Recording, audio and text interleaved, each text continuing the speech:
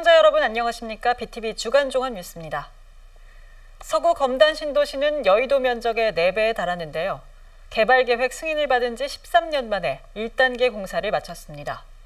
올해 6월부터 본격적으로 입주가 시작됐고 주민들을 위한 공원과 행정복지센터도 속속 들어섰습니다. 이정윤 기자의 보도입니다. 검단 신도시 일대입니다. 곳곳에 대규모 공동주택들이 들어섰고 순차적으로 입주가 진행 중입니다. 지난 6월부터 입주가 본격적으로 시작됐는데 이에 맞춰 행정복지센터도 문을 열었습니다. 우체국과 소방서, 인천지방법원 서북부 지원 등 주민 편의를 위한 공공시설도 개원을 준비하고 있습니다. 검단 신도시 사업 면적은 여의도의 약 4배에 달합니다. 총 3단계로 나눠 진행됐는데 올해 1단계 사업이 마무리됐습니다. 개발계획 승인을 받은 지 13년 만입니다. 앞으로도 검단 신도시는 행정, 문화, 교육 중심 도시라는 청사진에 걸맞도록 충분한 도시 네트워크와 인프라로 채워져 갈 것입니다. 검단 신도시 2단계는 내년 12월까지, 3단계는 2023년까지 모두 조성될 예정입니다. 계획 인구는 18만 7천 명에 달합니다.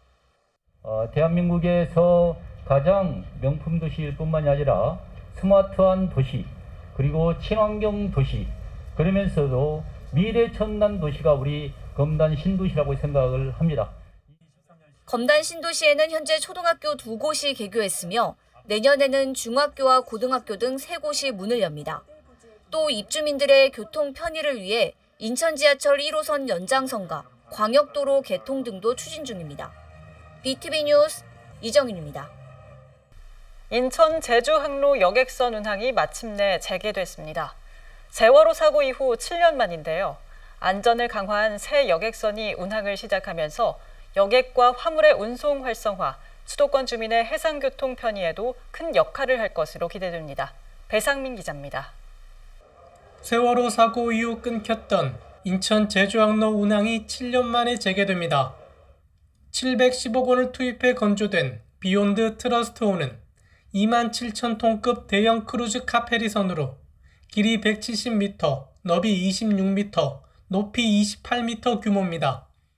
여객 810명, 승용차 487대, 컨테이너 65개를 싣고 최고 25노트로 운항할 수 있습니다. 안전에 대한 신뢰, 그 이상이란 의미를 가진 선박명은 승객의 안전을 최우선으로 하겠다는 선주사의 의지가 담겼습니다. 선장과 기관장 승조원들은 안전 운항을 다짐하는 선서를 했습니다. 화물의 고박 상태 및 출항 전 안전 점검을 철저히 시행하고 과적, 과승은 절대 하지 않겠습니다. 선체 내부는 다양한 90여 개의 객실과 함께 편의점, 카페, 레스토랑, 노래방이 있습니다. 또한 키즈존, 마사지 라운지, 선셋 테라스, 펫존 등도 마련됐습니다. 선박은 대기 오염을 막기 위해 배출가스의 황산화물과 질소산화물 저감 장치가 설치됐습니다. 특히 정확한 선박 보건성 확보를 위해 선사는 한국해운조합과 국내 최초로 실시간 화물 적재 관리 시스템을 개발해 적용했습니다. 여객선의 취항을 계기로 연간 여객 10만 명과 화물 100만 톤을 목표로 여객과 화물을 창출함으로써 인천항이 국내 연안물류의 허브로 도약하는 계기가 되기를 기대합니다. 여객선은 매주 월, 수, 금요일 오후 7시에 인천항을 출발해 다음 날 아침 9시 30분 제주항에 도착하게 됩니다. BTV 뉴스 배상민입니다. 공항철도를 이용하는 영종 주민들은 환승 할인을 받지 못해 요금 폭탄을 맞고 있는데요. 10년 만에 이 문제가 해결됐습니다. 관계기관들이 환승 할인을 지원하기로 한 건데요. 환승 할인은 내년 상반기부터 적용됩니다. 이정윤 기자의 보도입니다. 서울역에서 인천공항을 잇는 공항철도. 하지만 전국에서 유일하게 2개의 요금제로 운영되고 있습니다. 서울역에서 청라국제도시역까지는 수도권 통합요금제가, 영종역에서 인천공항 2터미널역까지는 독립요금제가 적용됩니다. 각각 적용되는 기본요금과 추가요금도 다릅니다. 이 때문에 독립요금제가 적용되는 영종도 구간의 요금은 껑충 뛰는데 피해는 고스란히 주민들의 몫입니다. 주민들은 명백한 차별이라며 요금 체계 단일화를 요구해왔습니다. 영종 주민들의 수건 사업인 통합 환승 할인이 10년 만에 해결됐습니다. 인천시와 국토교통부, 공항철도 주식회사는 영종 지역 주민 대중교통 할인 제공에 관한 협약을 맺었습니다. 공항철도는 물론 시내버스와 공항철도 간 환승 할인을 지원하기로 한 겁니다. 공항철도 할인 지원금은 인천시가 부담하고 시내버스와 공항철도 간 환승 할인 지원금은 공항철도와 인천시가 절반씩 부담하기로 했습니다. 또 시스템 구축비는 공항철도 주식회사가, 시스템 운영비는 인천시가 지원합니다. 이것이 이제 우리 영종이 정주여권 개선에 굉장한 기여를 할 거라고 생각해요. 영종 국제도시 주민분들의 영원히 드디어 이루어졌다고 그렇게 생각합니다. 환승 할인은 시스템 개발이 끝나면 내년 상반기 중 시행될 예정입니다. 오늘 개발식 이후에 시스템 개발 등 관련 제사를 신속하게 추진해서 영종 지역 주민들께서 하루라도 빨리 혜택을 누릴 수 있도록 하겠습니다. 환승 할인이 적용되면 주민들은 현재보다 최대 50%, 왕복 4,500원의 요금 할인 혜택을 받게 됩니다. 저는 여기 초창기 하늘도시 형성됐을 때 들어온 입주민이거든요. 그래서 10년 만에 이렇게 좀 빨리 됐으면 더 좋았을 텐데 딱 한정거장이잖아요, 청나라. 저희가 이제 돼서 그래도 기쁩니다. 많이들 이제 대중교통을 이용하실 것 같아요. 네. 인천시와 공항철도는 주민들의 불편을 최소화하기 위해 현재 사용하고 있는 교통카드로 환승 할인을 받을 수 있도록 시스템을 마련할 계획입니다. BTV 뉴스 이정윤입니다. 환경부는 2026년부터 수도권의 생활 쓰레기를 직매립을 금지하는 내용의 폐기물 관리법 시행 규칙을 확정했죠. 그런데 수도권 매립지 관리공사가 불가 입장을 밝혔습니다. 수도권 기초지자체들의 반발이 커 2030년으로 미루자는 주장입니다. 먼저 매립지 공사의 입장을 배상민 기자가 보도합니다. 오는 2026년부터 생활 폐기물 직매립이 금지되는 수도권 매립지. SL공사는 소각장 신설 등 폐기물 처리 시설 설치를 반대하는 주민들이 거주하는 자치단체에 폐기물 반입 금지를 추진하기로 했습니다. 이와 관련해 공사는 지난달 수도권 64개 기초자치단체를 대상으로 진행한 설문조사 결과 응답한 지자체의 89%가 이 같은 공사의 조치에 반대한다고 응답했습니다. 26년 생활 폐기물 직매립 금지 준비로는 29곳이 자체 소각장이나 인근 지자체 소각장을 공동으로 사용할 계획이고 23곳은 2026년까지 준비가 불가능해 매립 금지 시기를 늦춰야 한다고 답했습니다. 수도권 매립지 반입 금지 가능 시기에 대해서 8곳은 매립을 계속 허용, 8곳은 2030년, 4곳은 2029년, 3곳은 2028년이라고 밝혔습니다. 설문조사에 응답한 55개 지자체 중 41.8%에 해당하는 23곳이 2026년 이후로 매립 금지 시기를 연기해야 한다고 주장하는 상황. 주민 반대로 소각시설 설치가 지연되는 지자체의 쓰레기 반입 일시 금지 조치는 쓰레기 처리 혼란이 우려됩니다.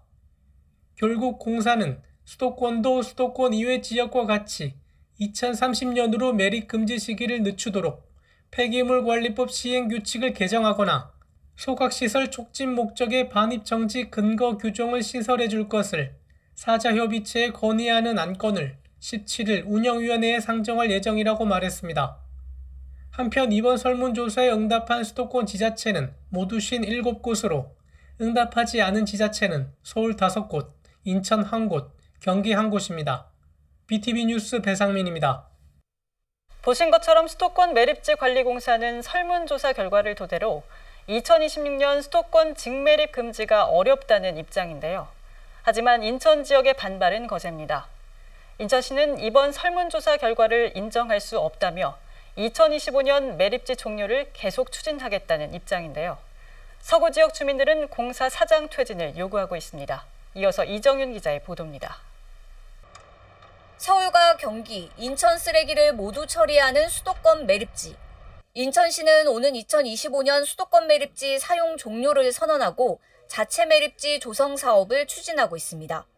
특히 생활 폐기물 직매립과 건설 폐기물 반입이 금지될 예정인데 박남춘 인천시장은 수도권 매립지 사용 종료가 구보 능선을 넘었다며 환영의 뜻을 밝히기도 했습니다.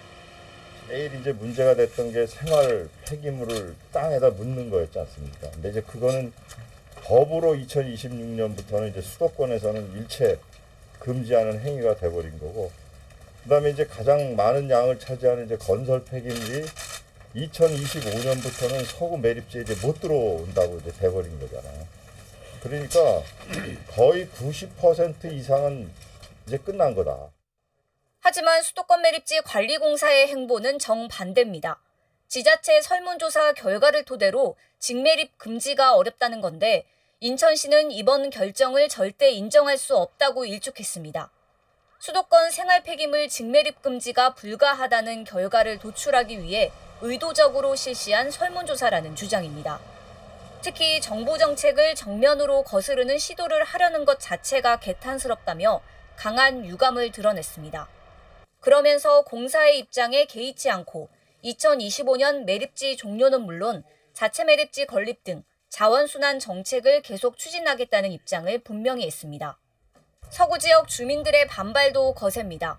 인천의 환경 피해와 고통은 외면한 채 설문조사 결과를 이유로 직매립을 연장하겠다는 것은 도저히 납득할 수 없다는 겁니다.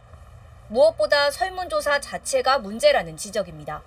공사에서 설문조사를 했다는 것 자체가 설문조사 내용도 그렇고 목적도 그렇고 그 소각장도 없고 쓰레기 버릴 데도 없는 지자체에다가 이거 어떡할래 그러면 당연히 연장하자고 그러죠. 누가 자기네들이 알아서 묻겠다고 하겠습니까? 이 설문조사 자체는 별 의미 없다고 봅니다. 서구 지역 주민들은 발생지 처리 원칙을 강조하며 연장 꼼수를 즉각 중단하라고 촉구하고 있습니다. 주민들은 온갖 수단과 방법을 동원해서라도 끝까지 싸우겠다며 공사 사장의 퇴진을 요구하고 있습니다. BTV 뉴스 이정윤입니다. 내년 6월 치러지는 전국 동시지방선거에선 단체장과 교육감은 물론 광역과 기초의원도 선출하죠. 의원 정수를 어떻게 나눌지 관심이 쏠리는데 인구 감소 지역에선 농어촌 지역의 특례 신설을 주문하고 있습니다. 그러자 인천시의회에선 인구 대비 의석수가 부족한 인천이 더 큰 피해를 볼 수 있다며 우려의 목소리가 나왔습니다. 이형구 기자입니다. 우리 지역 일꾼을 뽑는 전국 동시지방선거.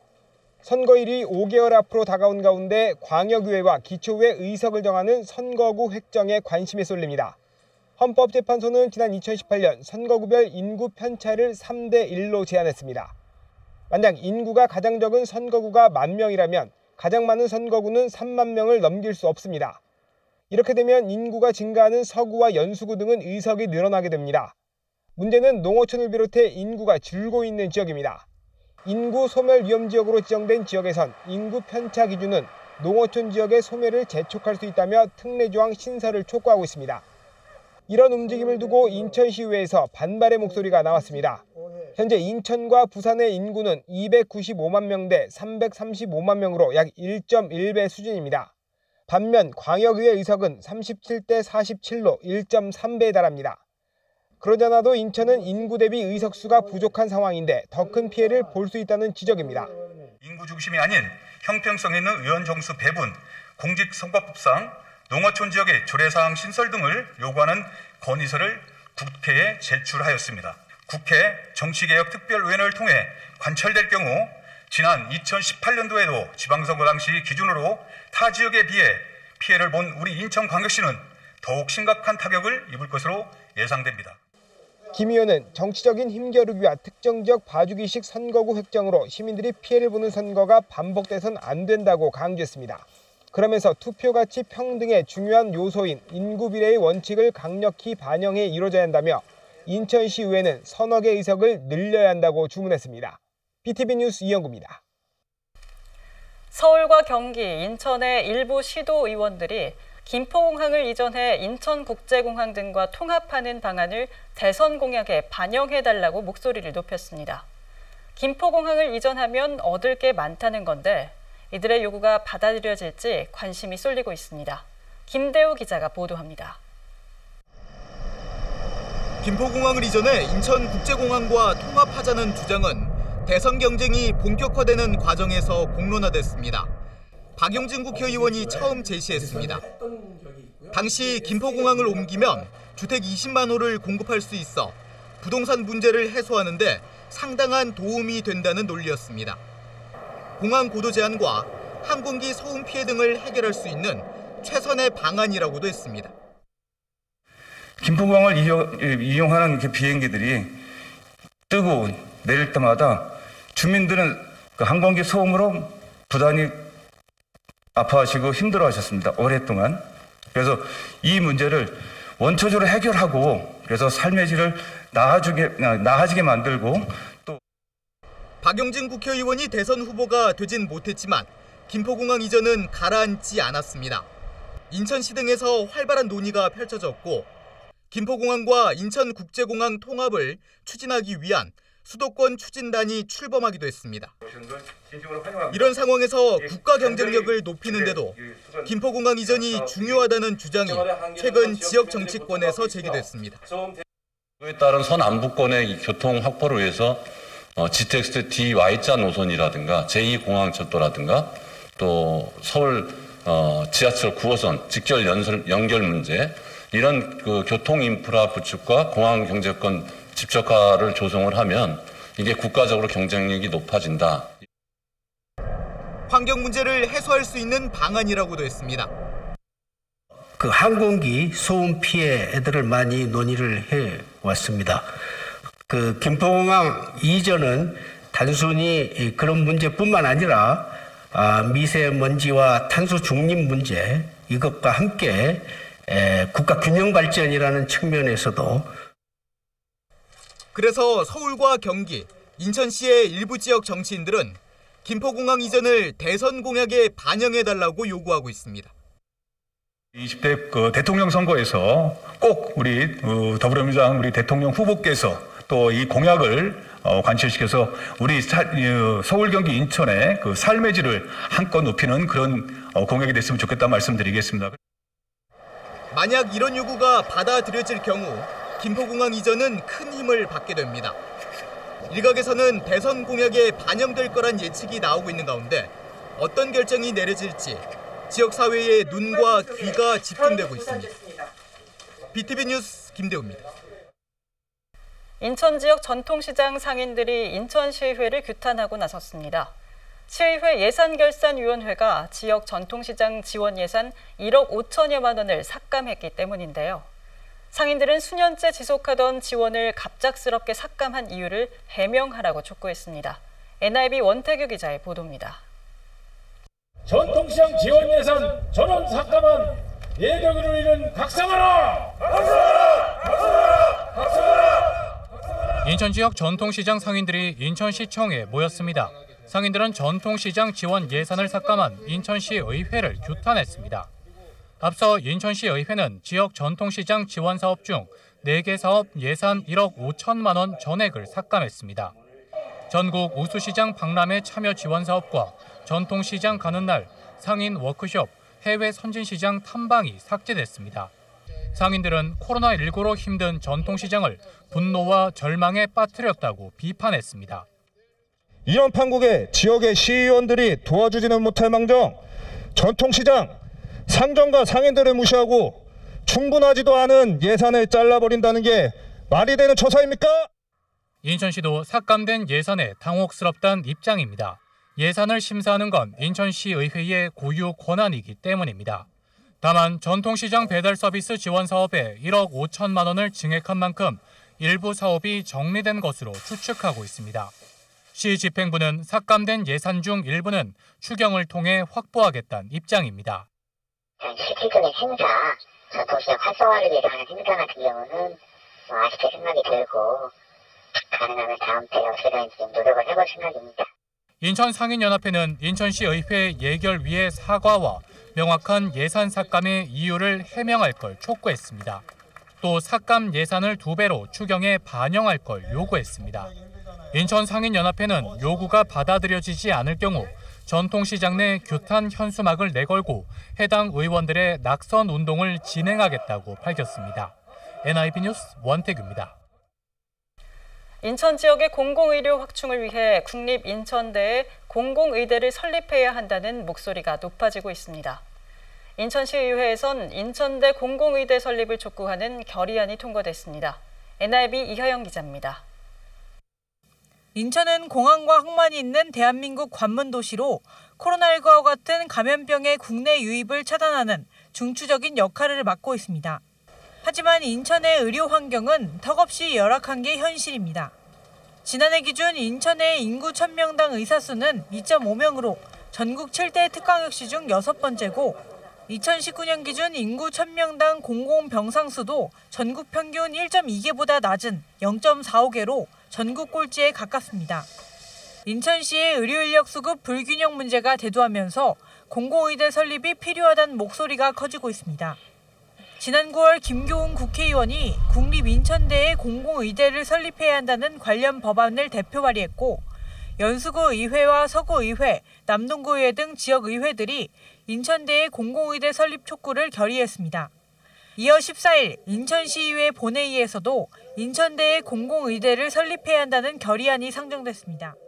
이에 인천이 포스트 코로나 시대 신종 감염병 대응을 위한 선도적인 역할을 수행하고 우수한 의료 인력 양성을 통해 공공의료 확충에 이바지할 수 있도록 국립대학 법인 인천대학교에 공공의대 설립을 정부에 강력히 촉구하는 바입니다. 해당 결의안은 의원들의 만장일치로 가결됐습니다. 이번에 의결된 결의안은 국회와 교육부, 보건복지부 등에 보내질 예정입니다. 한편 인천대학교는 이달 말까지 공공의대 유치를 위한 인천시민 100만 명 서명 운동을 진행하고 있습니다. NIB 뉴스 이하영입니다. 인천시는 출생률을 높이기 위해 15만 원이던 출산 지원금을 지난 2018년부터 100만 원으로 높였습니다. 이후 출산 지원금이 없던 군구에서도 자체적인 출산 지원금을 신설했는데요. 내년부터 시 출산 지원금이 폐지된다는 소식에 지역에서는 불만의 목소리가 나오고 있습니다. 북인천 방송 김진재 기자입니다. 정부가 내년 출산 지원 정책 확대 방침을 발표하자 인천시가 자체 출산 지원금을 폐지하기로 결정했습니다.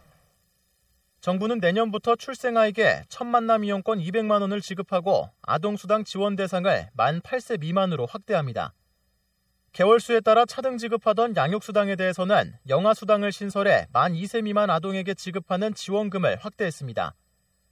이처럼 정부가 출산 지원 정책을 확대하자 인천시가 지난 2018년부터 100만 원씩 지급해오던 출산 지원금을 4년 만에 폐지하기로 결정한 겁니다. 이 같은 결정에 인천시 홈페이지와 지역 맘카페에는 출산 지원금 폐지에 반대한다는 게시글이 연이어 올라왔습니다. 출산율을 높이기 위해 지원을 확대하기는커녕 있던 지원금도 없앤다는 겁니다. 인천시는 보편적 지원을 확대한다는 정부 방침에 따라 시에서 지급하던 지원금을 폐지하게 됐다고 설명했습니다. 이들 기존의 지역별로 다른 출산 지원금을 통합 조정하고 다른 비대차사의 인구 유출입을 유발하는 한계점 극복을 위한 제도인데요. 유사 사업인 출산육아 지원금 100만 원은 2022년에는 일몰 예정입니다. 인천시가 매년 출산 지원금에 사용하던 예산은 약 160억 원. 시는 출산 지원금으로 지급하던 예산을 활용해 돌봄 서비스 등 육아 지원을 확대할 계획입니다. 어린이집 만 5세 아동에 대한 무상보육 지원과 아이사랑꿈터 확대 설치에 난임시술비 지원 확대 등입니다. 다만 인천시가 시 출산 지원금을 폐지하더라도 군구에 따라 차등 지급하던 출산 지원금은 각 지자체 상황에 따라 유지 또는 폐지 여부가 결정됩니다. 헬로티비 뉴스 김진재입니다.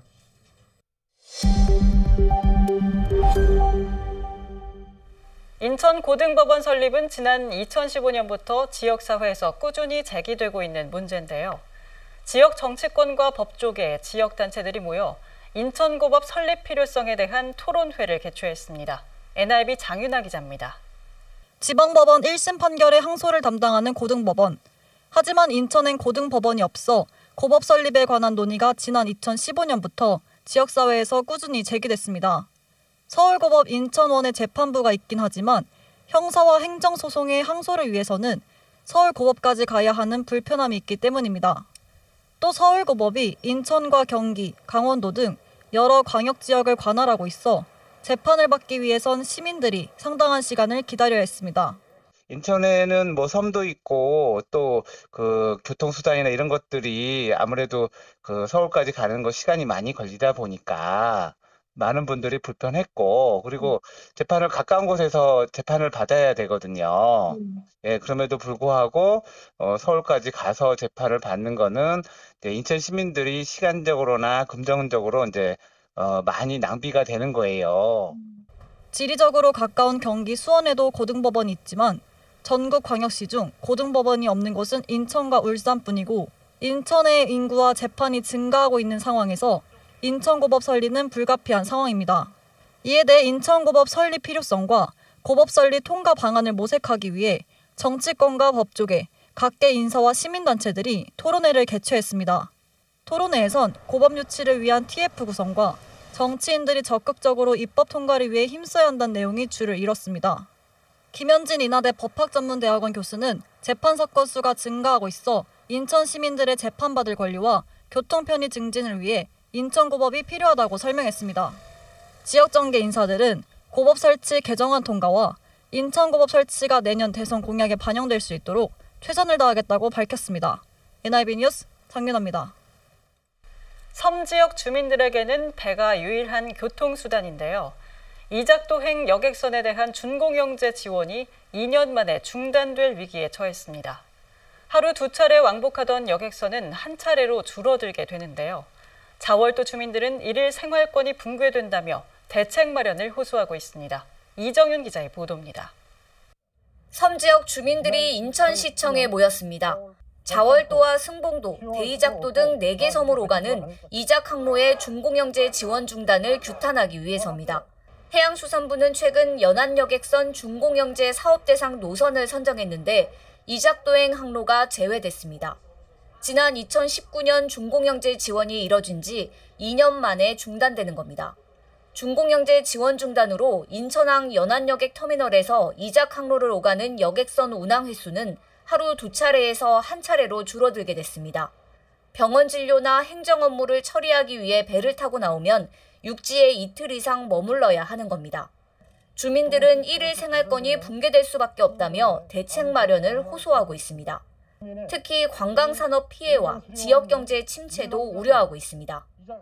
도서민에게 여객선은 단순한 교통수단 이상인 삶 자체입니다. 여객선 준공영제는 도서민의 생존권과 직결된 문제로서 최소한의 생활 인프라마저 위협받게 된 지금 평생을 일궈온 우리 고향이 다시금 피폐해질 수 있다는 불안감과 박탈감에 몸살이 쳐집니다.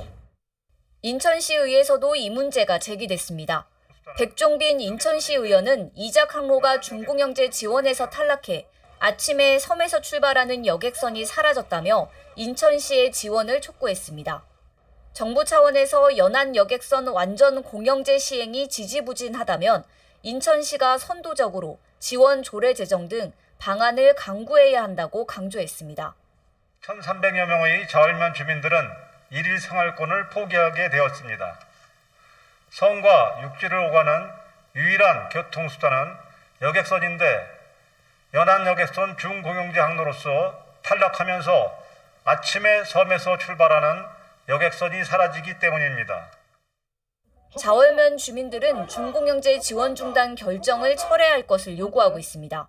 결정을 취소하지 않으면 단체 행동도 벌이겠다는 입장입니다. 이에 대해 인천시는 예산 확보 방안과 지원 대책 등을 검토 중이라고 밝혔습니다. BTV 뉴스 이정윤입니다. 남동구는 내년 3월 출범을 목표로 남동문화재단 설립을 준비 중인데요. 조례는 무난히 통과됐지만 예산 심의 과정에선 진통이 예상됩니다. 해당 상임위에서 과도한 인건비와 임원 추천위원회 구성을 두고 지적이 제기됐습니다. 보도에 김지영 기자입니다. 2022년 3월 출범을 목표로 기초문화재단 설립을 준비 중인 남동구. 내년도 본 예산에 재단 설립을 위한 사업비 33억 원을 편성했습니다. 문화재단 출연금 31억 8천만 원과 연구개발비 1억 원 등이 포함됐습니다. 남동구의회는 지난 9일 열린 본회의에서 문화재단 출범을 위한 조례를 만장일치로 통과시켰습니다. 하지만 예산 심의 과정에선 진통을 예고했습니다. 국민의힘 소속 이유경 의원은 구 재정 여건에 비해 과도한 인건비를 문제 삼았습니다. 인건비 측정에서 문제가 뭐냐면 인건비를 지금 6개월을 잡으셨잖아요. 국립후생비는 10개월로 측정을 했어요. 이렇게 되면 분명히 추경에 올 수밖에 없고 이제 인건비 부담이 또 이제 커져요. 근데 또 자주 재원이 있으면 상관이 없는데 없는 상태에서 또 같은 당 출신의 신동섭 의원은 임원 추천위원회 구성 방식에 우려를 제기했습니다. 과거 구 산하기관에서도 임원 채용 논란이 불거진 만큼 재발 우려가 있다는 겁니다. 이렇게 해서 예산을 통과해 놓으면 의회에서도 컨트롤 못하고 결국 의회 의장이 입맛에 맞는 3명, 구청장이 특히 4명입니다. 거기서 막 휘두르는 거예요. 저희들이 이거 안 해주겠다는 거 아니잖아요. 조례를 통과해주겠잖아요. 예산은 없던 걸로 합시다. 남동구는 본예산 편성이 마무리되면 재단 임원 추천위원회 구성과 정관 논의 등 본격적인 출범 준비에 착수할 계획이었습니다. 하지만 상임위 예산 심의 과정이 순탄치 않으면서 내년 3월 재단 출범 계획에도 차질이 빚어질 가능성이 커졌습니다. BTV 뉴스 김지영입니다. 남동구는 지난 2018년부터 청년 일자리 사업의 일환으로 푸를 나이 예술단을 운영하고 있습니다. 청년 예술인 일자리 제공과 지역 문화 활성화, 이 2마리 토끼를 잡겠다는 취지였는데요. 하지만 해를 거듭하면서 사업 규모가 대폭 줄면서 용두사미식 정책이란 비판이 나왔습니다. 보도에 김지영 기자입니다. 남동구는 지난 2018년부터 청년 일자리 사업의 일환으로 푸를 나이 예술단을 운영해왔습니다.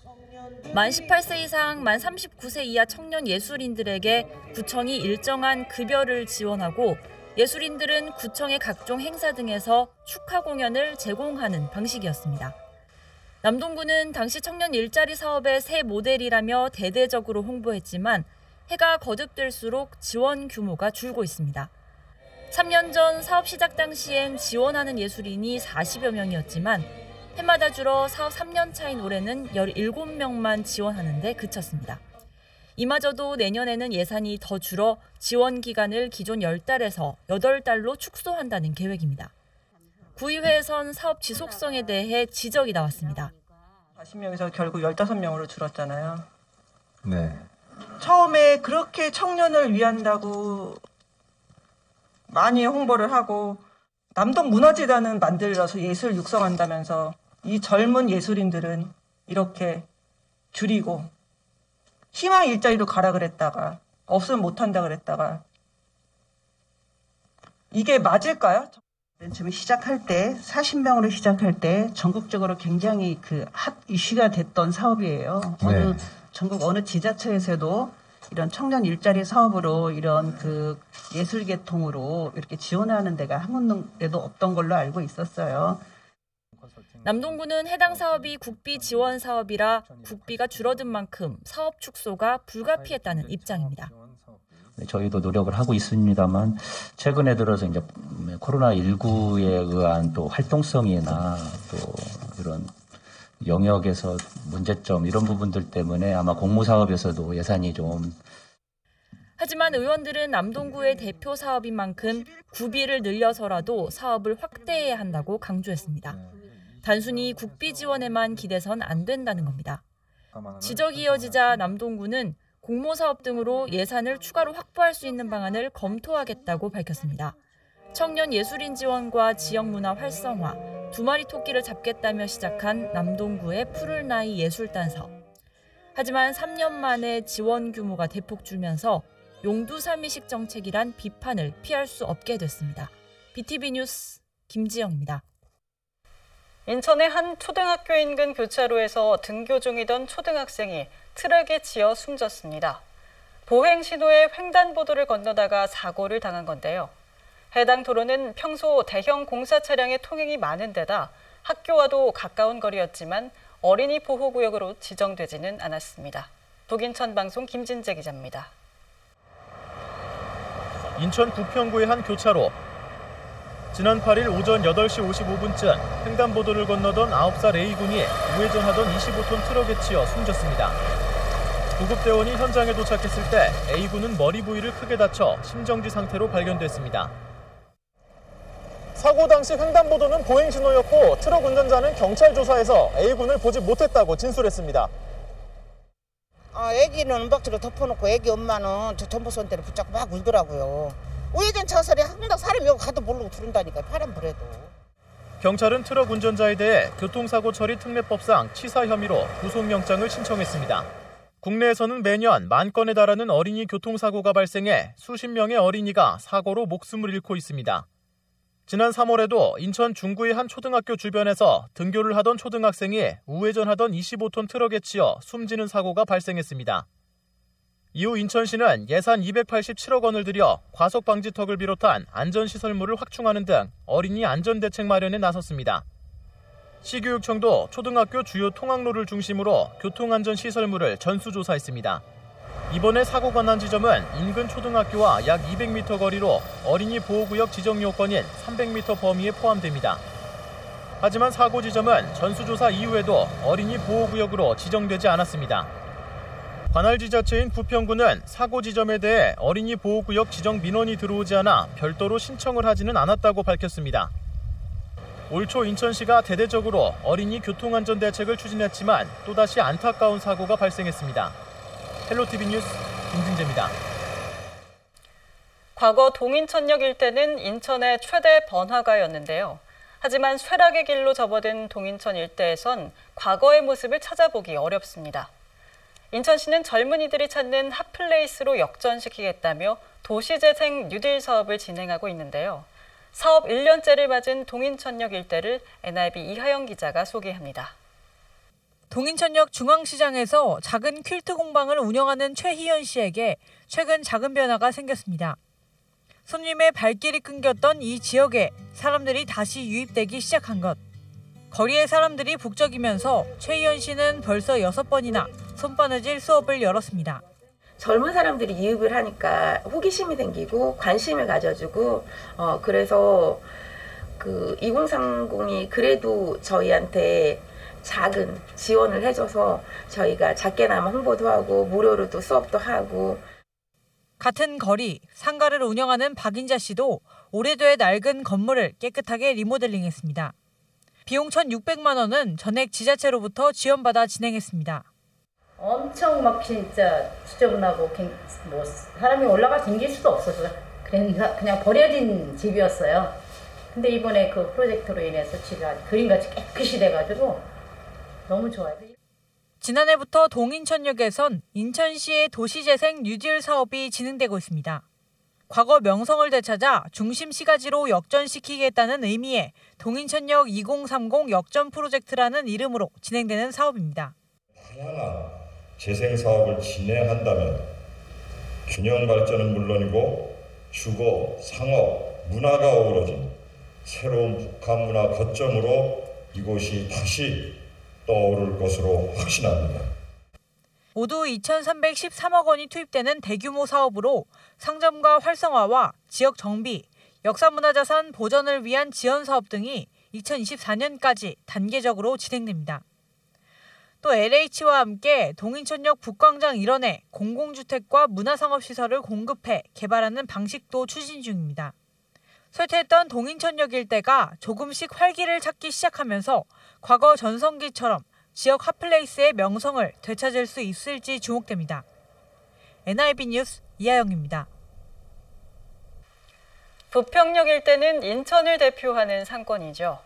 젊음을 대표하는 지역의 명소인데요. 이곳 상권이 정부의 상권 르네상스 사업에 선정됐습니다. 앞으로 5년간 약 80억 원이 투입되는데요. 지역 골목 상권 활성화의 마중물이 될 것으로 기대됩니다. 북인천방송 이재필 기자가 보도합니다. 부평구가 최근 중소벤처기업부에서 주관한 제5차 상권 르네상스 공모사업에 최종 선정됐습니다. 이번에 선정된 사업지역은 부평 지하상가와 부평 테마의 거리, 부평 문화의 거리, 부평시장, 그리고 부평 로터리 상가입니다. 종합적인 지원을 통해 이곳 소상공인과 지역 상권의 경쟁력을 강화하는 것이 사업의 목표입니다. 부평구는 지역 골목 상권 활성화를 위해 지난 4월 지역 상인회에 사업 신청을 제안했고 지역 상인들도 이를 적극적으로 받아들여 사업에 공모했습니다. 이러한 쇠퇴한 상권들을 조금 더 활성화할 수 있는 방안들을 상인들하고 함께 논의를 해서 찾다 보니까 이 사업에 공모하게 되었습니다. 지금 예상하고 있는 기대효과는 공시를 60% 정도 줄일 수 있는 것과 그리고 매출액을 30% 정도 신장하는 것에 대한 내용을 갖고 있습니다. 이번 선정으로 부평 지역 상권은 5년간 80억 원을 지원받게 됐습니다. 사업비는 상권의 특색을 반영한 거점 공간을 조성하고 페스티벌 등 문화예술 공연을 하는 데 사용됩니다. 지역 상인들은 이번 선정이 부평역 일대 상권에 활기를 불어넣을 것으로 기대하고 있습니다. 지금 코로나로 너무 힘들잖아요. 그래가지고 지금 우리 여기 부평 상권이 지금 죽어가고 있는 상권이라 지금 굉장히 다들 힘들어하고 있거든요. 이번에 이 르네상스 사업으로 해갖고 저희가 다시 한번 일어나려고 지금 생각하고 있고요. 모든 지역 사람들이 이쪽으로 올 수 있게끔 하는 그런 사업을 전체적으로 생각하고 있습니다. 부평구는 사업 부지를 지정 고시하고 사업을 전담할 기구를 구성할 계획입니다. 이후 전문가와 상권을 진단하고 상인회 등과 협의를 통해 세부 시행 계획을 수립할 방침입니다. 헬로티비 뉴스 이재필입니다. 코로나19 확진자가 늘면서 위중증 환자도 증가 추세를 보이고 있습니다. 마스크 착용과 기침 예절 등 개인 방역 수칙을 잘 지켜야겠습니다. 이상으로 BTV 주간 종합 뉴스를 마칩니다. 시청해주신 여러분 고맙습니다.